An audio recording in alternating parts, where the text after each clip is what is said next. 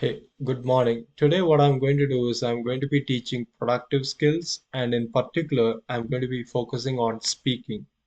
You may ask, why speaking? The reason being, in an ESL classroom, many of the students might have already written many writings even in their home country because many of the subjects require English.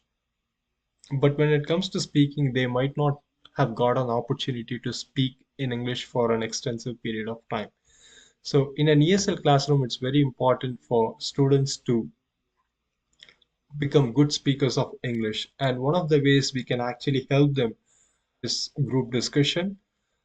The reason being, it's one of the most informal activities, and it is also a kind of a free range speaking activity which does not involve a lot of rules and regulations. Now, before we want our students to even speak out or speak up, we first need to create an environment where they feel confident about themselves, and they should also feel confident that their opinions are not going to be judged by the instructor or by the students. So once they have this confidence, you can actually put them forward into a group discussion setting. And during this time, they will also learn some other skills. For example, receptive skills such as listening, active listening to some other's viewpoint, and another productive skill where we can take notes in our notepad whenever someone is saying a good point or a good perspective. Now, all in all, this also helps them build some soft skills such as respecting others' opinions, not being judgmental, and at the same time speaking out their opinions without having to think about what others may think of them.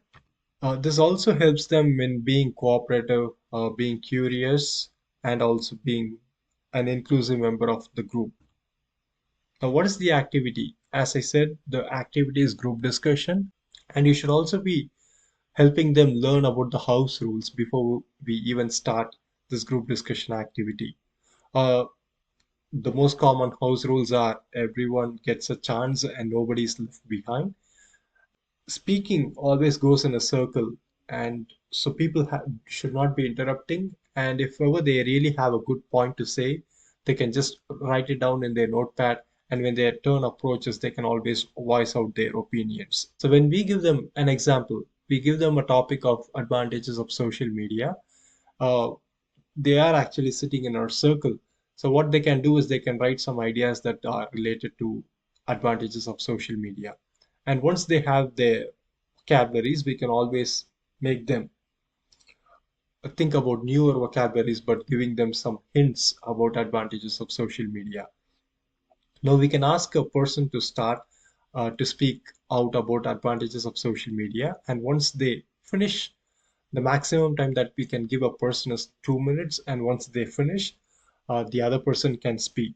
And once the circle is complete, the round two starts. And during this round, people can always try to include more ideas, more transition letters, such as in addition to that. Now, after they have done it, it is a good idea to ask a volunteer uh, to write down all the things that have been said during the discussion and to provide a summary of all the ideas that have been shared.